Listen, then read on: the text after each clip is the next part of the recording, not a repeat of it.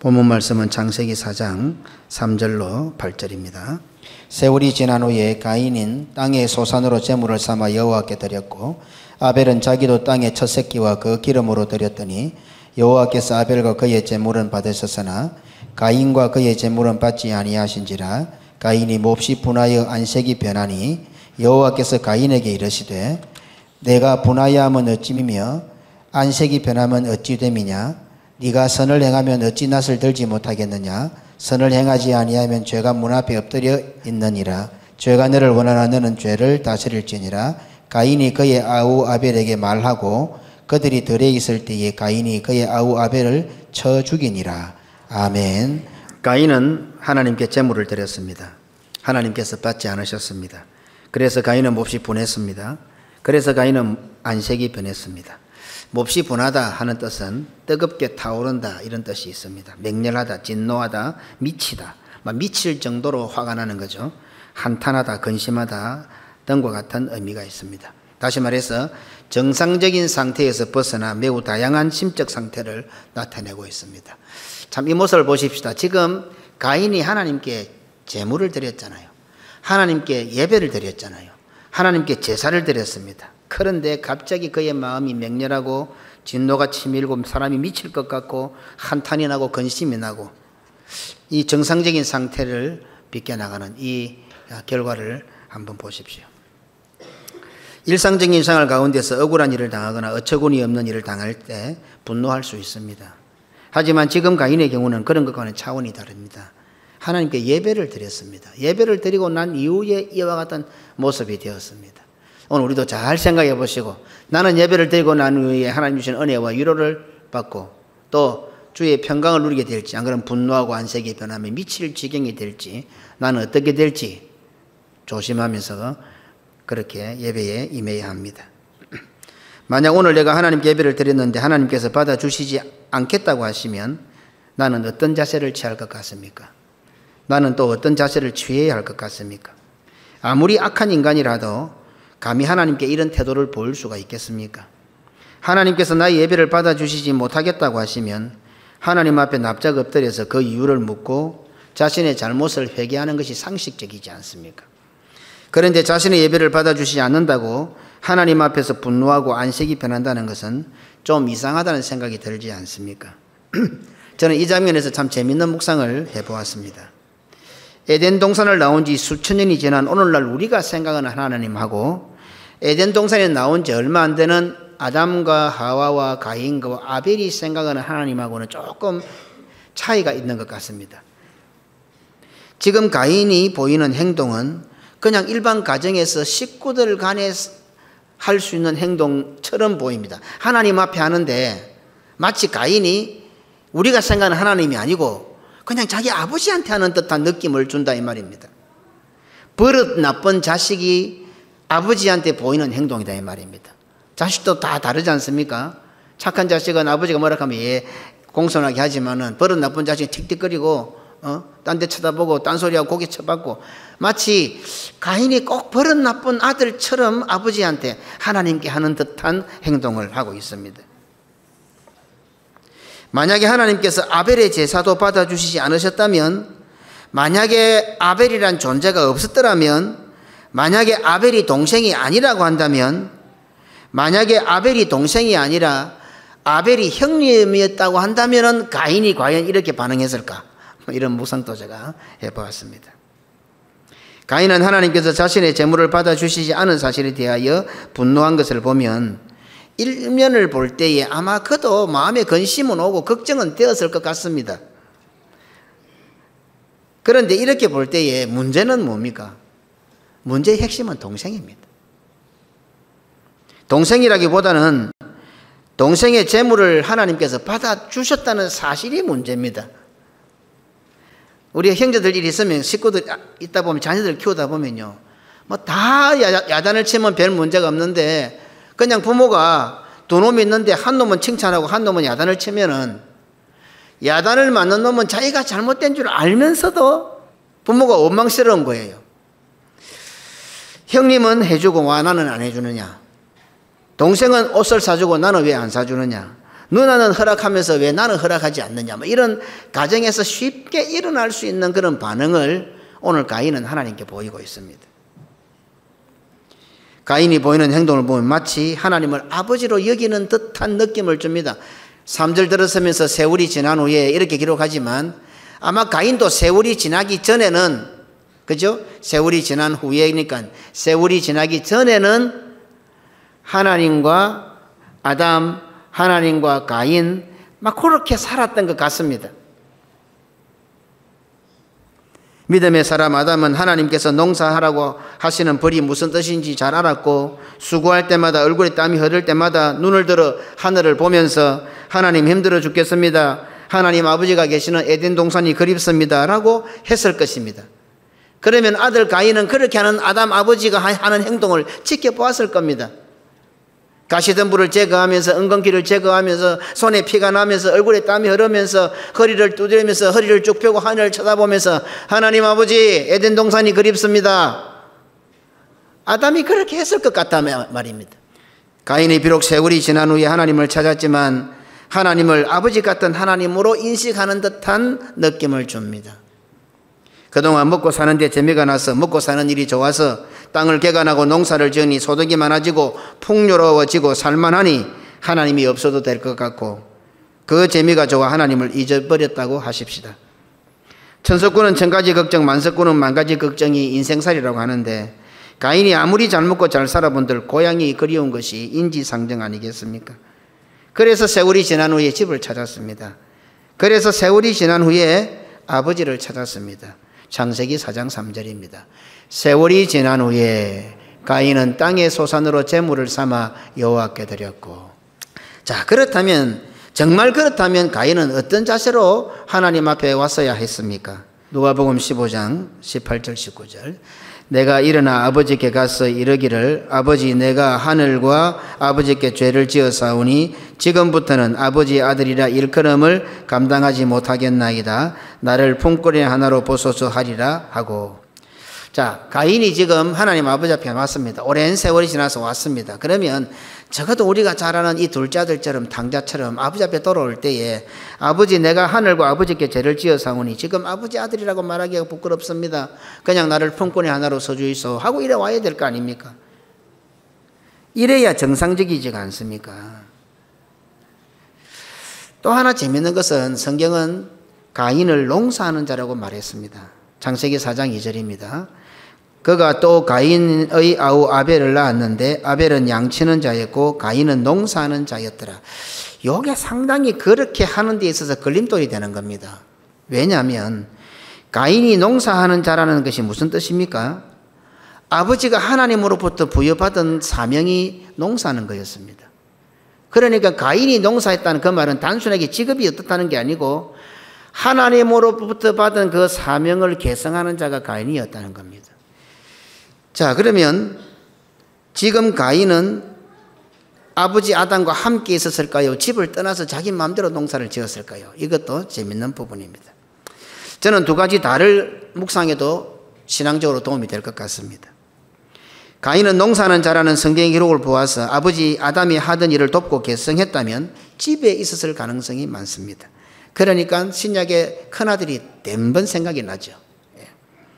만약 아들이 집을 나가 먼 곳에서 사는데 소식이 들려오는데 주의를 잘 안 지키고 신앙생활을 잘 하지 않는다고 합니다. 그때 부모의 마음이 어떻겠습니까? 그런데 하나들 놈은 집에 있는데도 불구하고 주의를 잘 지키지 않고 신앙생활을 잘 안 합니다. 어느 놈이 더 속상하겠습니까? 멀리 지나가 소식도 잘 오지 않는 그 놈이 신앙생활을 잘 안 하는 것과 내하고 함께 사는데 이놈이 주일날 교회도 안 가고 교회 함께 관하면 힘들게 하고 아버지가 목사지, 아버지가 장로지, 나도 해야 되나 말아야 되나 따지고 엄마 예맥이고 어느 놈이 더 속상하게 하느냐 이 말입니다. 이렇게만 묵상을 해봐도 세월이 지난 후에 가인이 하나님께 제물을 드렸다는 성경의 기록은 얼마나 하나님 아버지의 마음을 아프게 하고 상하게 했는지를 쉽게 알 수 있게 하는 대목입니다. 성경의 상황 전개를 보면 가인은 하나님에 대해서 너무도 잘 알고 있었던 것 같습니다. 하나님이 어떤 분이시라는 걸 아버지를 아담을 통해서 잘 알고 있었던 것 같습니다. 자신은 아버지 아담처럼 신앙생활 하지도 않으면서 서당계가 3년이 되면 풍요를 얻는다고 아버지 아담을 통해서 하나님께서 어떤 분이시라 하는 것을 그는 잘 알고 있었던 것 같습니다. 그래서 오랜 세월이 지나 하나님을 찾아왔는데도 불구하고 아주 당당한 모습을 보입니다.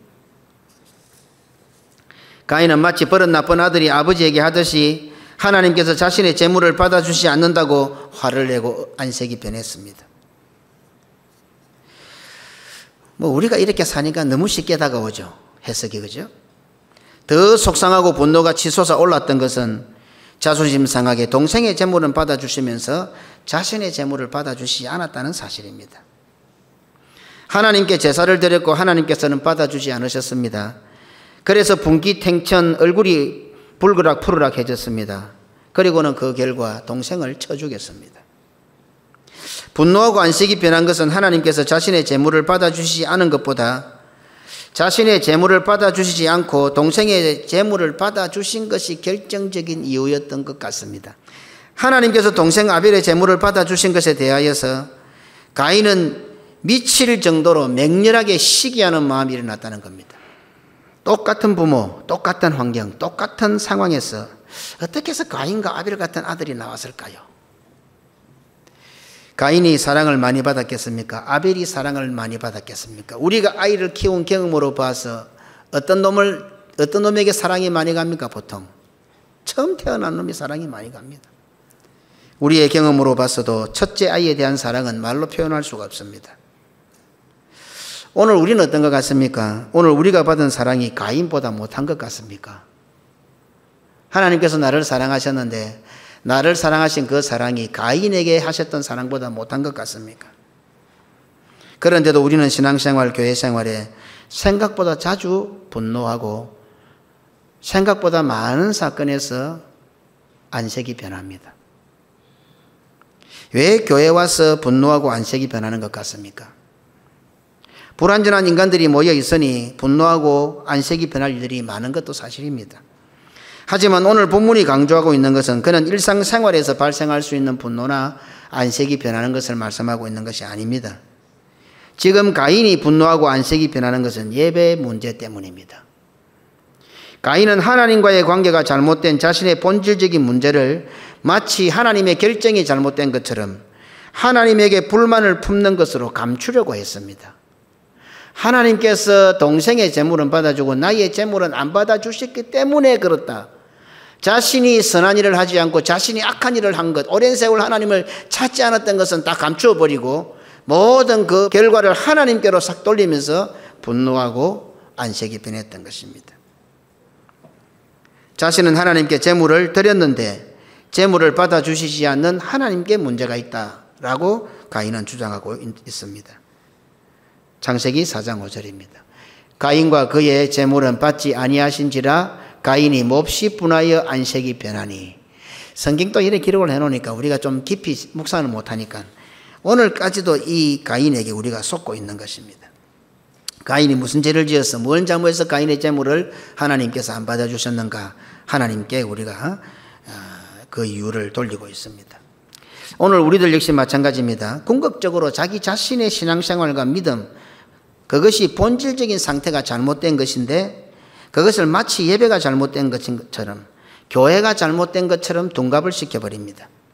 속을 들여다보면 금방 자신의 잘못된 신앙과 믿음이 드러날 것인데도 하나님의 영광을 위해서, 그리스도 복음과 교회를 위해서 그렇게 한 것이라고 주장합니다.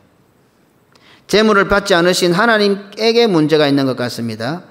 자신에게는 문제는커녕 오히려 하나님을 사랑해서 재물을 드렸다고 주장합니다. 자신은 하나님께 재물을 드리고 하나님을 사랑하고 잘 하려고 했다고 주장합니다. 이런 불신앙의 모습들이 바로 3계명으로 연결됩니다. 출애굽기 20장 7절입니다. 너는 내 하나님 여호와 이름을 망령되게 부르지 말라. 여호와는 그의 이름을 망령되게 부르는 자를 죄 없다 하지 아니하리라. 가인과 바로 연결이 되지요. 부모들이 자식을 키울 때 특히 아버지의 경우는 지켜보는 경우가 많습니다. 어머니의 경우는 자고 씻고 먹고 입고 등 항상 일상적인 모든 일들을 함께 하다 보니 자녀들과 가까이 있다 보니 자식의 입장에서는 어머니가 잔소리를 좀 많이 하는 것처럼 들립니다. 아버지, 어머니에게 주어진 역할이 다르기 때문에 어쩔 수 없이 아버지는 어머니로부터 자식에 대한 이야기를 전해 듣게 되고 그냥 아버지는 오랜 동안 지켜보고 숙고하게 됩니다. 엄마는 늘 그 아들과 함께 먹이고 입히고 재우고 온 것 다 하니까 엄마는 늘 아이들한테 잔소리하는 그런 부류로 보이고 또 아버지는 엄마로부터 통해서 그 자식에 대한 정보를 듣습니다. 그러면 남자는 어떻습니까? 아버지는 그걸 자꾸 머리에 담아두는 거예요. 하나 둘 쌓아두고 있는 겁니다. 그러다가 어느 날 문득 별것 아닌 문제가 딱 터졌는데 쌓아두던 그 아버지가 폭발을 탁 해버리는 겁니다.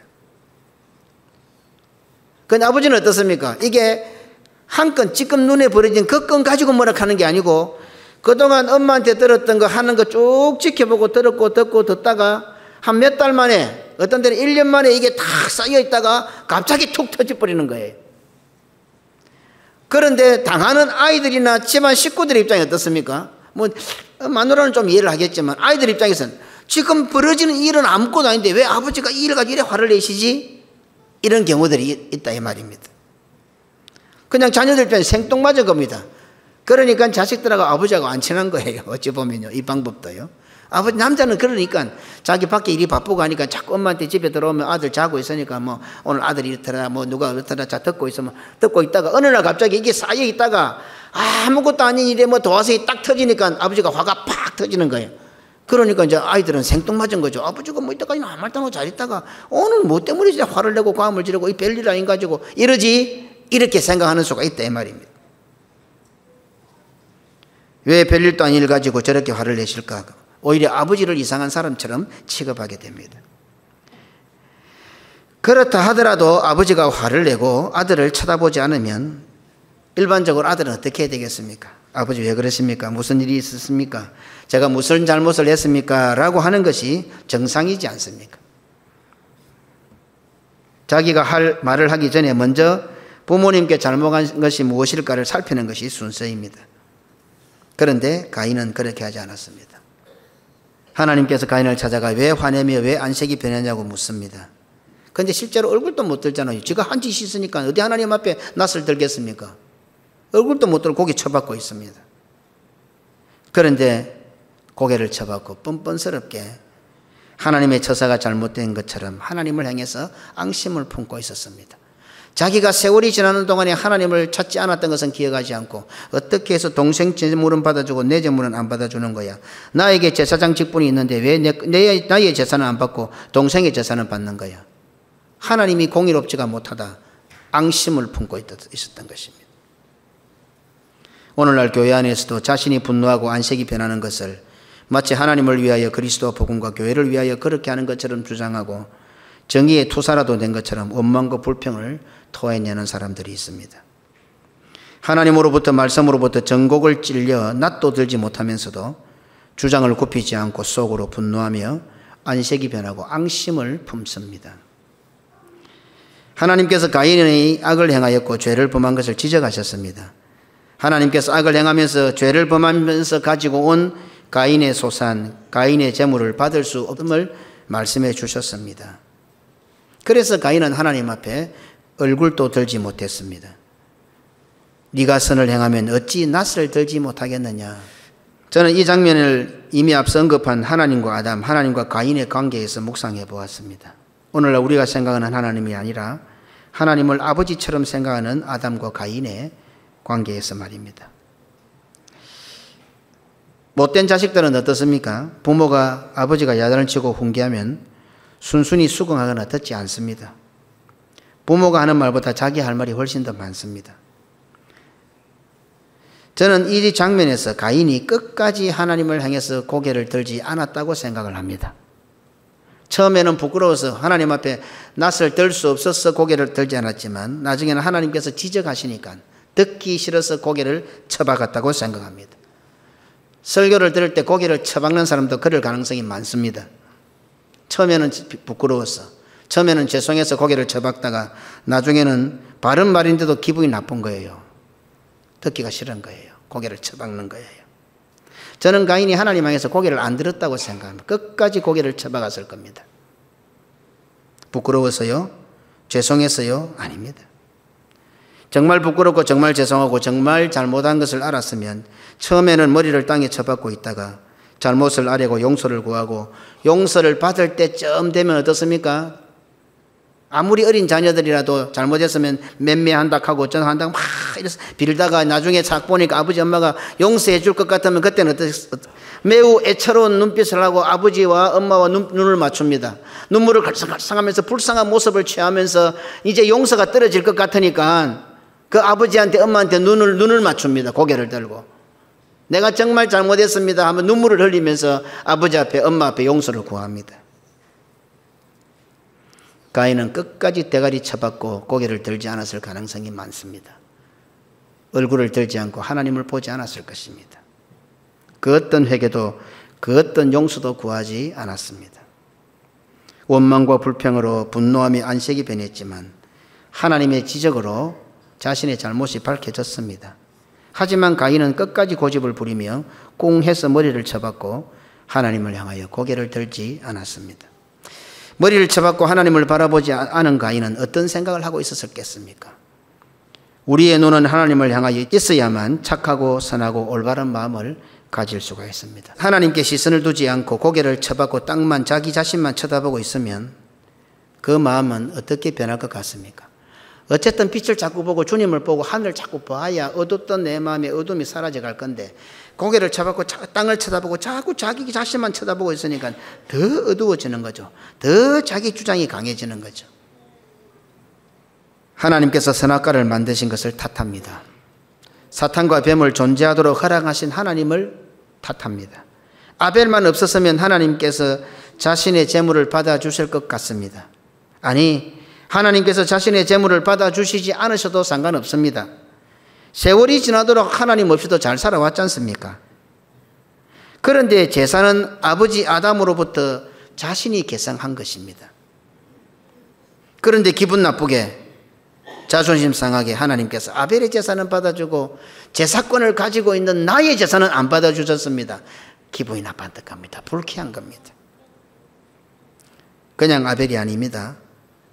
동생입니다. 형의 체면이 말이 아닙니다. 아버지의 직분을 이어받은 형으로서 꼴이 아닙니다.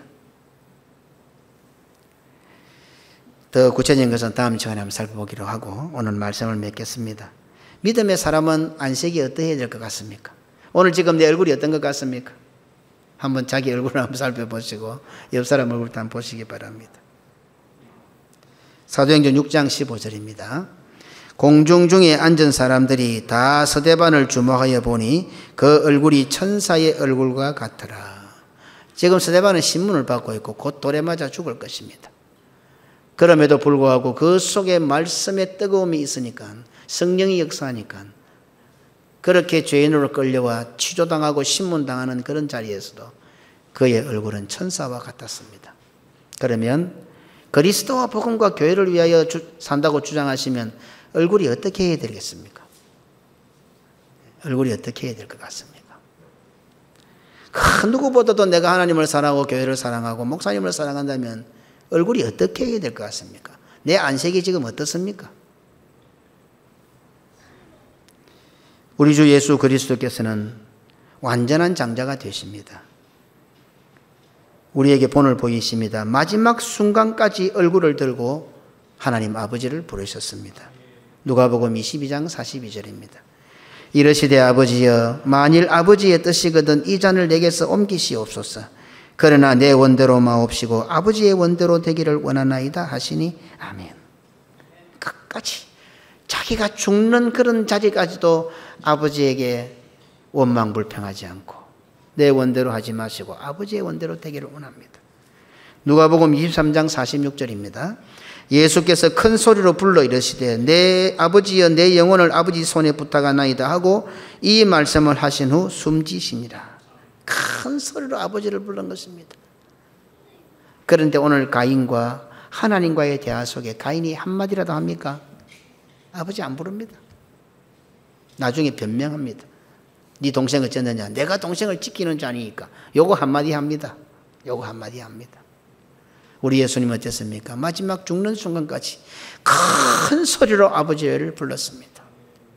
우리 성도들은 아버지를 불러야 됩니다. 그 입 두고 뭐 하십니까? 늘 자기 말한다고 바쁘니까 아버지 부를 시간이 없습니다. 그죠? 그 입 가지고 아버지 부르려니 부끄러워서 아버지가 불러지나? 믿음과 신앙생활, 교회생활에 우리는 분노할 자격이 눈꼽만큼도 없습니다. 어떤 경우에도 안색이 변하지 않도록 마귀의 얼굴이 되지 않도록 조심해야 합니다. 어떤 일이 있어도 하나님 아버지를 향하여 고개를 들어야 합니다. 항상 우리의 고개는 교회를 향하여 들려 있고 말씀을 향해 들려 있고 하늘을 향하여 아버지를 향해 들려 있어야 됩니다. 어떤 일이 있어도 죽을 때까지 하나님 아버지를 부르는 성도들이 되시기를 주님의 이름으로 축원합니다. 아멘.